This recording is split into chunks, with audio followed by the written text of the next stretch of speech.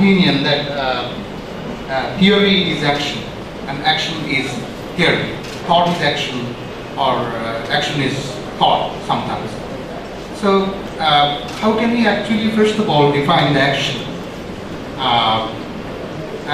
If there isn't any hard and fast difference between action and what you can say thought, or theory and action, how actually we can dispel this paradox between action and thought, you can say, or theory and action.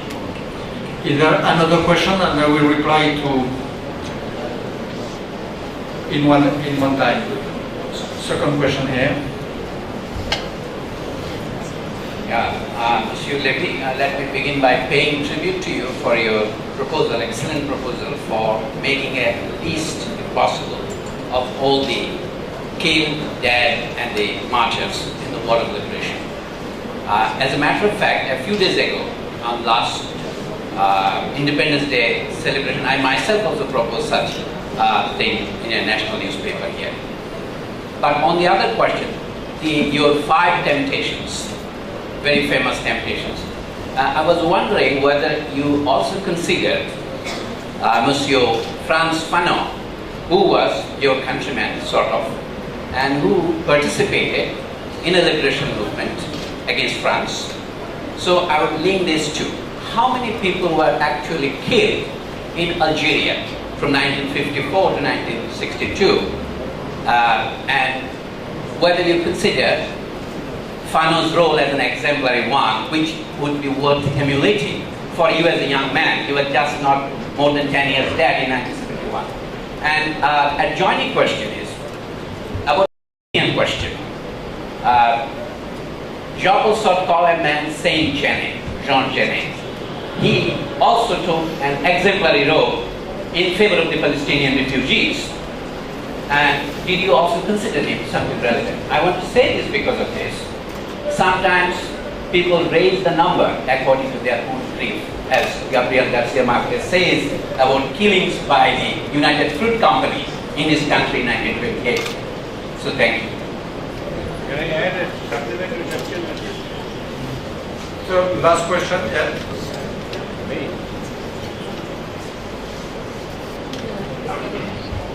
I have been asking this question but I didn't. I have been asking this question to myself for a long time, but I didn't find a proper person to ask this. And I hope you will not take this personally. Is there anything called radical Zionism, and is that a threat to the world? Is there, I'm sorry? Is there something like radical Zionism, and is that a threat to the world too? Radical Zionism, is there something like that, and is that a threat to the world too? Okay. So that last one.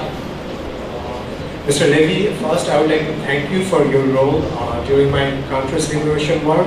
So my question is to you, do you think there are any similarities between the events that are taking place right now in Crimea and the events that took place in Libya?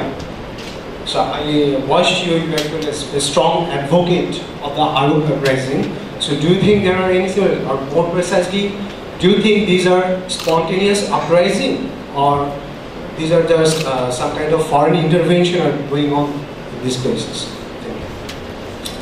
Okay. So I mix everything. Radical Zionism, I don't know what you mean, but if you mean by that you have in Israel some extreme rightist forces, and that you have outside Israel some people supporting these extreme rightist forces, of course. There is stupid people in every country. There are in France, there are in America, there are in Ukraine, there is in Bangladesh, and there is in Israel, of course. And they have to be democratically combated with all the possible strength. And the virtue of democracy is that these forces can be kept aside. In my country, is much worse. We have today a party of Le Pen which might reserve us some very bad surprise very soon. About Algerian war and Frantz Fanon. Again,